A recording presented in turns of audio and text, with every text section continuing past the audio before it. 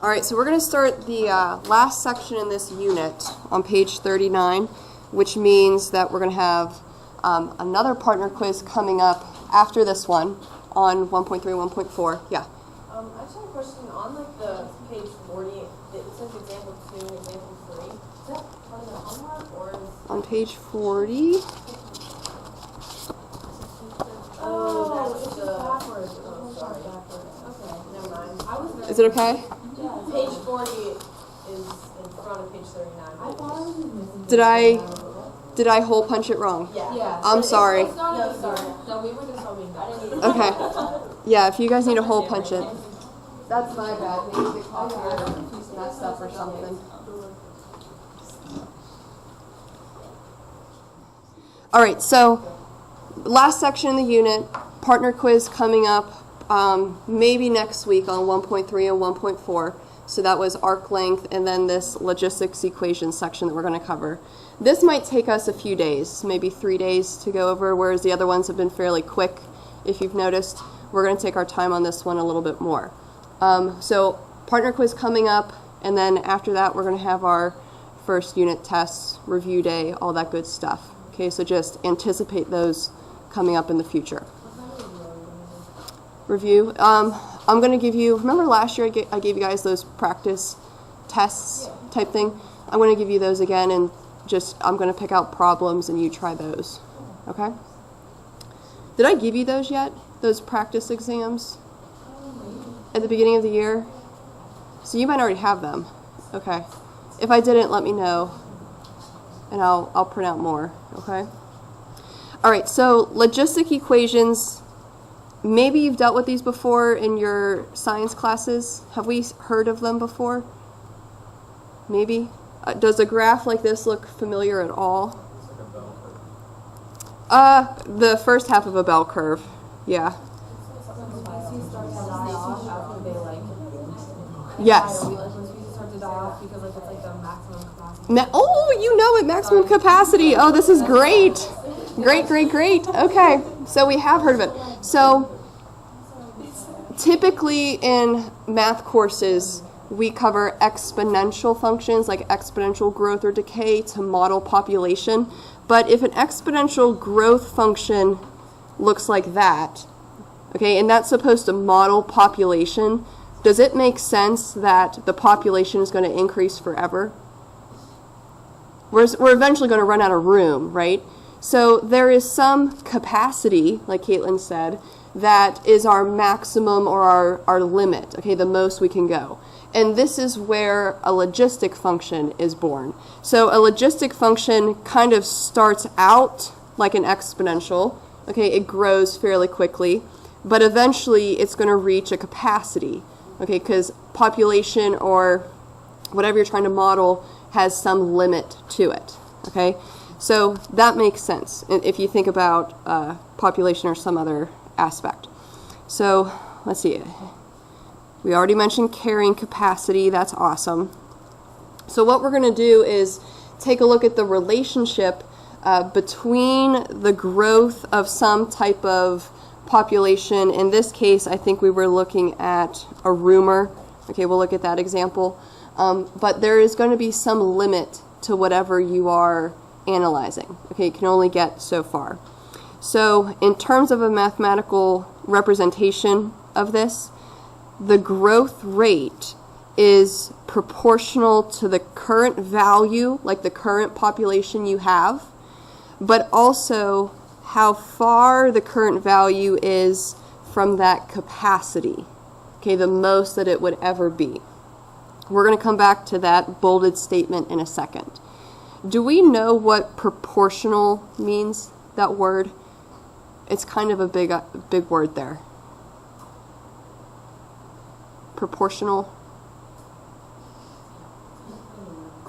It's hard to put into words, okay? Basically, as one value increases, the other increases. As one value decreases, the other decreases. That's a direct relationship, directly proportional. Sometimes you have those inverse proportionals, whereas one thing goes up, the other one goes down. Okay? So proportional in this case, proportional means as one value goes up, the other one goes up. So if we looked at this graph, as our x's increased, notice how the y's increased as well. Okay, so we'll come back to that. So imagine we have this rumor spreading throughout a school of 2,000 students. The rate at which the rumor spreads is directly proportional. So as one value goes up, the other value goes up to both the students that have heard the rumor and the students who have yet to hear the rumor. Notice how the 2,000 would be our carrying capacity. There's no way that more than 2,000 people would hear that rumor because that's the most or the maximum amount of your population. Does that make sense? Okay, so if a rumor starts out, eventually it's going to spread fairly quickly, but the more people that know the rumor means that you have less people that don't know the rumor. Can we wrap our heads around that logic? So if more people start to know the rumor, then it makes sense that the rate is going to decrease, meaning we're concave down, right? Because there are less and less and less people that have heard the rumor. Okay, so you kind of start off as concave up, and you transition to concave down. So is there something in here that we can identify? What? A point of inflection. Okay, so there's some point in here where we change concavity. We're going to discuss what that is in this section as well, or how we find that. Okay, so let's try to take this statement and we're going to write a mathematical sentence, aka equation, to make sense of this. So for quantities y that grow logistically with a carrying capacity, we're going to say that carrying capacity is L, kind of like your limit, okay, the most amount that would happen. We can state the relation mathematically the following way. Okay.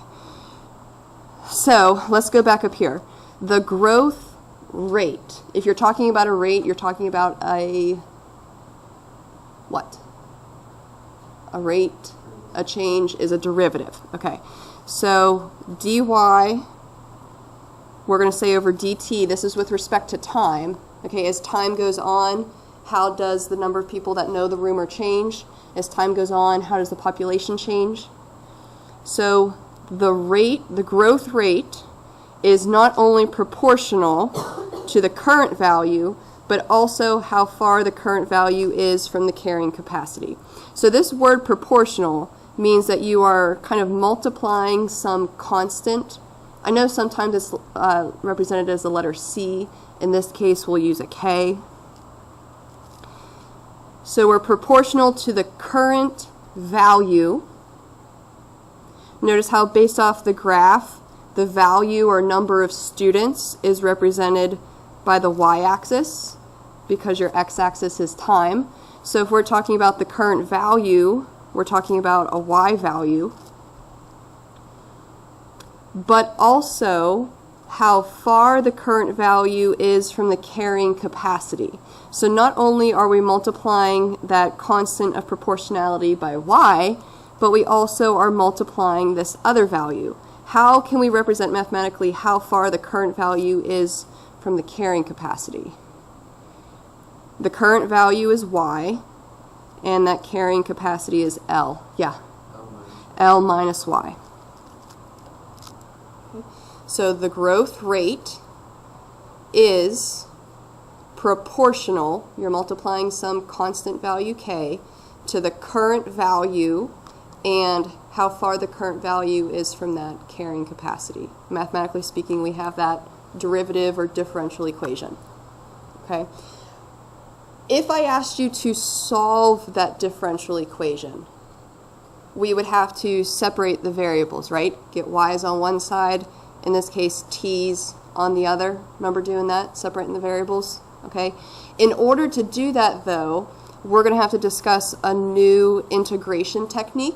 We've only talked about u substitution and kind of that reverse power rule. We're going to go over a new technique.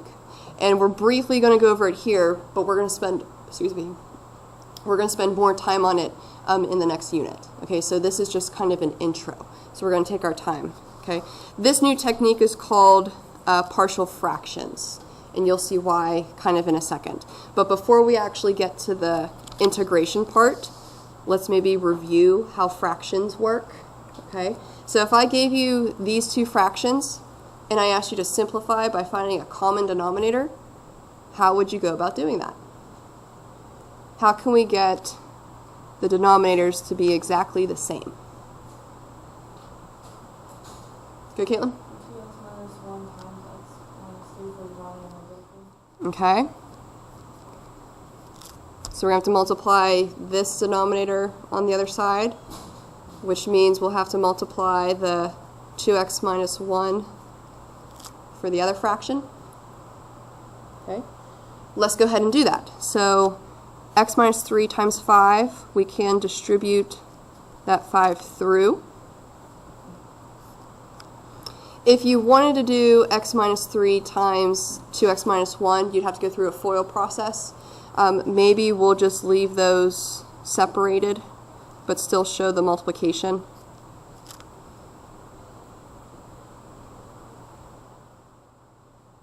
Then we're going to subtract the other quantity. So we have 2 times 2x minus 1, so distribute the 2, we'd have 4x minus 2. And then same thing on the denominator, you can keep them as their separate factors.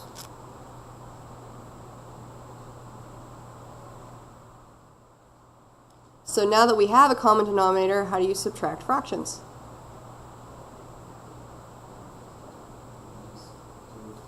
You just do it. We're at that stage right now that we just do it. You know, it's like second nature to us.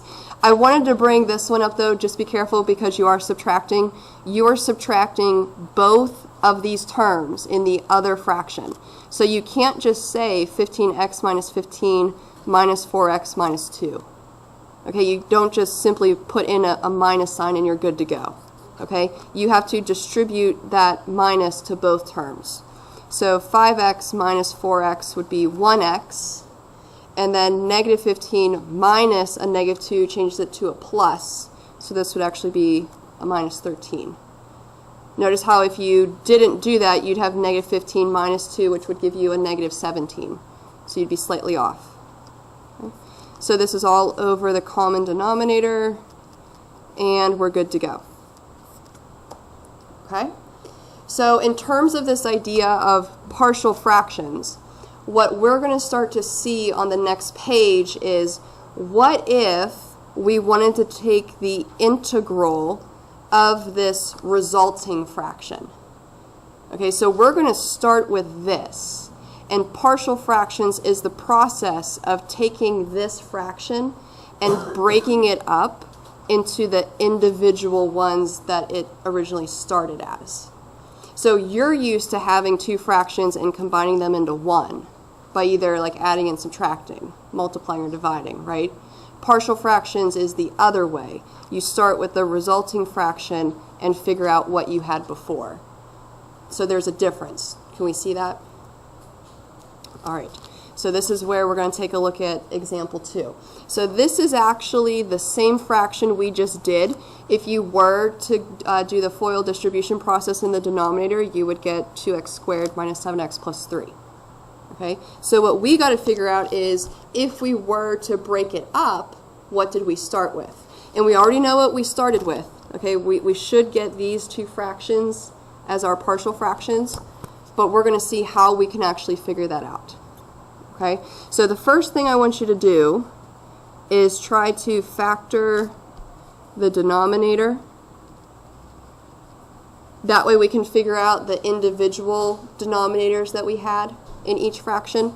So if you did try to factor the denominator, can we do that? Sorry, you guys can't see that.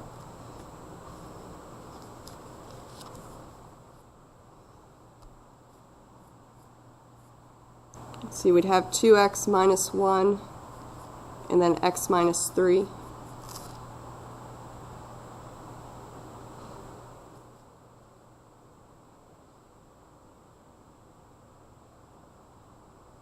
Okay, so this is what we're going to think about as our resulting fraction. After we added or subtracted two fractions together, this is what we had. Now, that means that our two fractions, one of them had a denominator of 2x minus 1, and the other one had a denominator of x minus 3. Because in order to combine them to get that common denominator, you'd have to multiply them by each other like we did on the last example to get that common denominator. We do not know, however, what the numerators were. Okay, we can't just simply put an x here and a 13 here, because if you were to go through that subtraction process we did before, this x minus 3 would be multiplied up top and bottom, right? And if this was just an x, that would change. So what we're going to do is use kind of a and b as placeholders.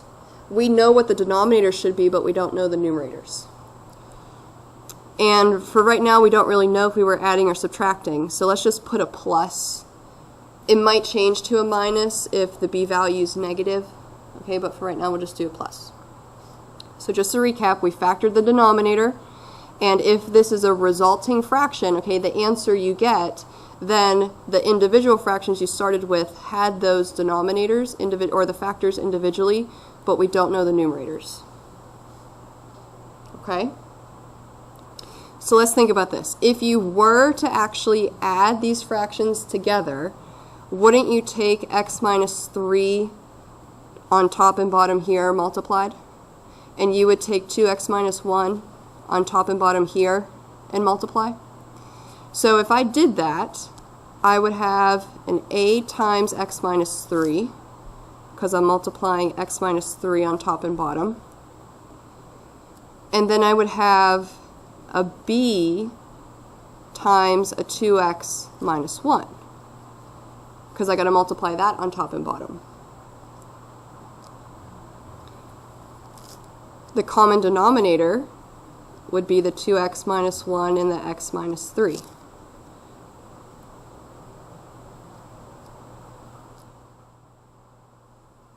So, if this integral value we started with is exactly the same as now this resulting fraction after we added them together, does it make sense that this numerator and this numerator should be exactly the same? Because notice how the denominators are the same.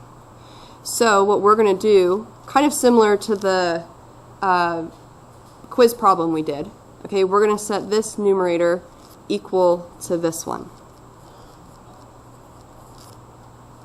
The denominators don't really matter because they already match.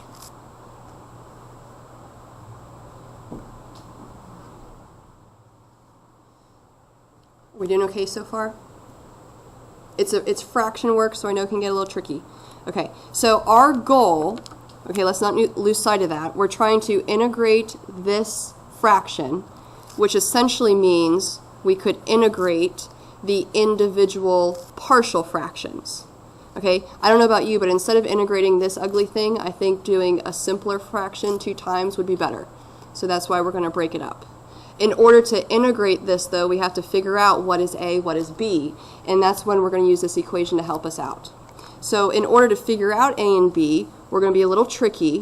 What is a strategic x value we could choose that would somehow help us figure out either A or B?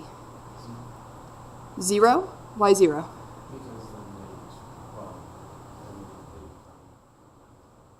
Let's see, if we plugged in 0, this would be negative 13 equals a negative 3a minus a b. Okay, I like the 0, okay? We got to turn something into 0, though, and we're not going to let x be 0. Yeah. 13. How'd you get 13? So that way then the 1 side would be 0. Okay, so if x was 13, this would be 0, and then we would have a 10a plus 26 minus 1 is a 25. Would you be able to figure out either A and B? You have 2 variables in one equation. You need 1 variable in one equation, yeah. You could set x to positive 3. Why 3? Because it would then cancel out A and you'd only be solving for B. Do you see that? Okay, so you guys are all hinting around this 0 idea. We want to cancel out the factor attached to either a or b. That way it goes away. So if we strategically choose the x value of 3, we would have negative 10 on the left-hand side. Notice how the a value would disappear because it's being multiplied by 0, and then we're just left with a negative b on the right-hand side. So solving for b, looks like we get 10. Okay? What is another strategic x value we could pick? This time, instead of eliminating a, we're going to want to eliminate b. Go ahead, Eric. Or it's going to say, if it choose 3, then 3 minus 13 is going to be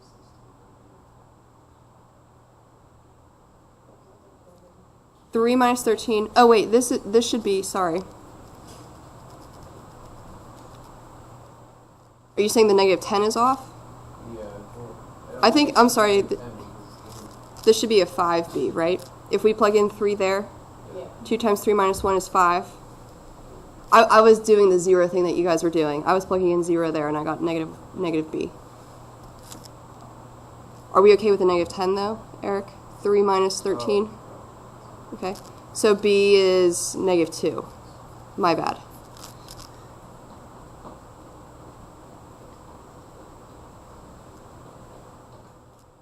Okay. So if we strategically pick 3, a would disappear. What can we strategically pick to make b disappear? What would make this factor 0? Yeah. 1/2. All right, so 1/2 minus 13 is negative 12.5. And then 1/2 minus 3 is negative 2.5 times the a. And the b would go away because it's being multiplied by 0. So negative 12.5 divided by negative 2.5. How many times does 2.5 go into 12.5?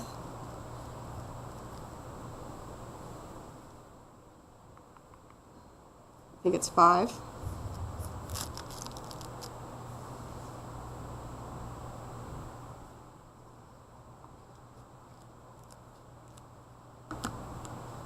Are we okay with that? All right. So we can now move forward with our integration. Instead of integrating the original fraction, we broke it up into partial fractions. We now figured out what a is and what b is. So we're going to rewrite this integral to help us solve it. The a value is 5, so we have 5 over 2x minus 1. And then the b value was negative 2 over x minus 3. So instead of integrating one fraction, we're now going to try to integrate 2 individual kind of easier ones. Okay? So if we take a look at this first fraction, how might you want to work backwards? Find an antiderivative. We've only really discussed the reverse power rule, like if you have something to a power, or u substitution. Those are the only 2 techniques we have. We're going to develop a lot more this year, okay, but right now those are the only ones we have. Yeah? Okay, so you could rewrite it like that.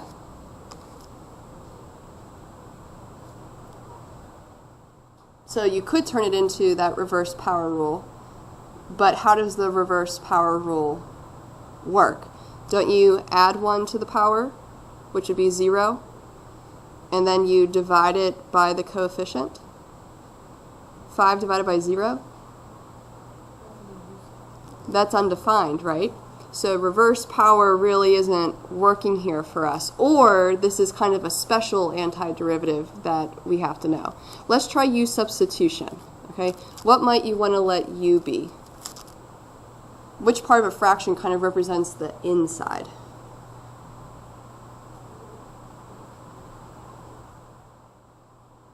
Yeah. The denominator. Yep, 2x minus 1. So then du over dx would be 2.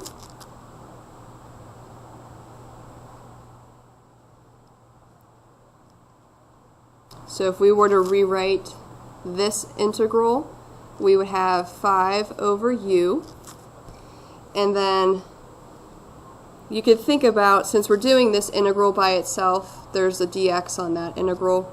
Okay, we're doing one fraction at a time, so if you want to individually show that concept, you can. So to replace this dx, we'd have to multiply over the dx but divide over the 2.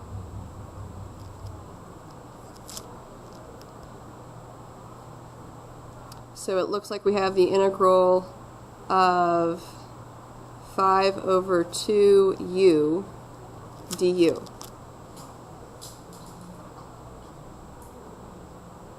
Now there's a different way you can represent that. Okay, you could make the 5 over 2 a coefficient and then simply have a 1 over u left over.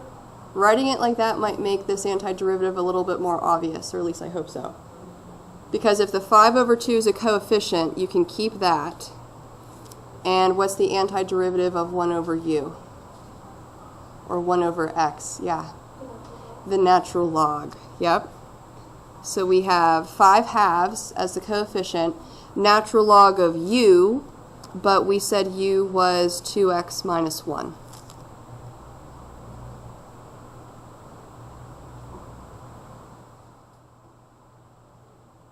So there's our antiderivative from the first fraction. Okay? We now have to do the same thing for the second fraction. If you try u substitution the same way, notice how the derivative is just 1. So when it comes time to rewrite your integral, you're just going to have negative 2 over u du. You're not really gaining an extra value like we did on the other one with the 2. So if this negative 2 can kind of be pulled out front as a coefficient, and you have a 1 over u left, working backwards, we would keep the negative 2 as the coefficient, and 1 over u would be a natural log. Our u value this time was x minus 3.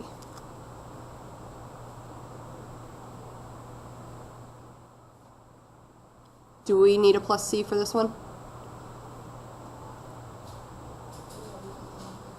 We don't know the bounds, right? So plus c on the end. All right. So if you were to work backwards or integrate this original fraction we started with, you would end up with these two individual natural logs. Okay? Take a look at this. We said the partial fractions were 5 over 2x minus 1 and a negative 2 over x minus 3. Don't those match the two fractions from the front page? Didn't we have a 5 over 2x minus 1 and then a negative 2 over x minus 3? They matched, right? So this partial fraction business is about starting with the answer fraction and then trying to figure out what were you adding or subtracting together beforehand. And once we can figure out those individual fractions, we're going to work backwards using our integration techniques. Now, since we're always going to be dealing with fractions, we're always going to be having natural logs. So that's something to kind of anticipate. Okay? You guys can't see that. Sorry. We're always going to be having natural logs because we're working backwards from fractions that have variables in the denominator. Yeah? Can you just look at those and say that because like the clouds on top and the constant on the bottom is 2, so like it's like a little cheat sheet. A little cheat sheet. So Caitlin noticed 5 over 2 because this 2 is the derivative of the bottom, right? 5 over 2 is your coefficient, natural log, and then inside, aka denominator of your fraction.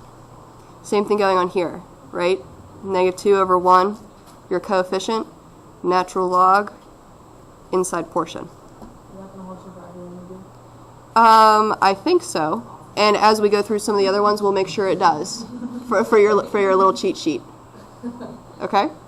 All right, maybe we'll get started on the next one. Not sure if we'll be able to finish it. We're always going to try to factor first. That way we can use those factors as the individual denominators. So how does the denominator factor? X minus 1, x plus 2. So we have one partial fraction with a denominator of x minus 1 and one partial fraction with a denominator of x plus 2. We do not know the original numerators. We know what the resulting numerator is, that's x plus 5, but we don't know what they started as. Okay, so now that we have these two partial fractions, if you were to actually add them together, you would have to multiply the first fraction by x plus 2 on top and bottom. So you would end up with an a plus 2. And if you were to get a common denominator for the second fraction, you'd have to multiply x minus 1 on top and bottom. Now, I'm not going to worry about the denominators because I already know that I'm going to get the x minus 1, x plus 2 from before. So if you just want to focus on the numerators, that's okay. So we're going to take this opposite denominator times a, and then the other opposite denominator times b, and this should equal the resulting numerator that you started with.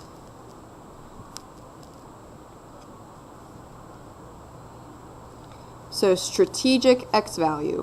What can we pick to help us figure out either a or b?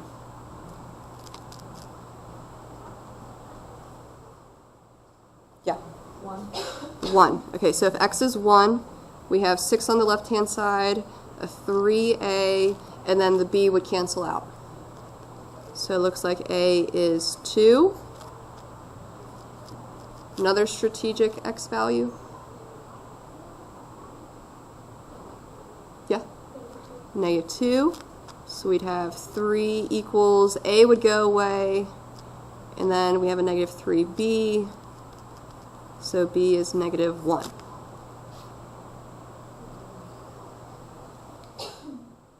All right, so in terms of the integrals that we have to work backwards from, we have a 2 over x minus 1 plus a -1 over x plus 2.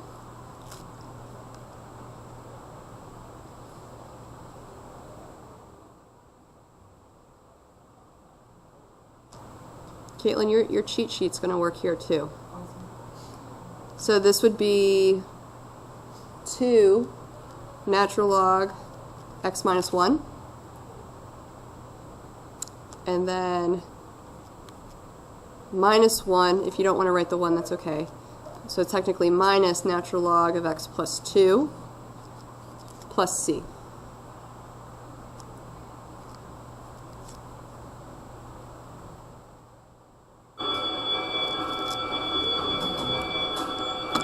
We doing okay? All right, so tomorrow we're going to do one more example of partial fractions, and then we're going to relate all of this back to those logistic growth graphs that we were talking about.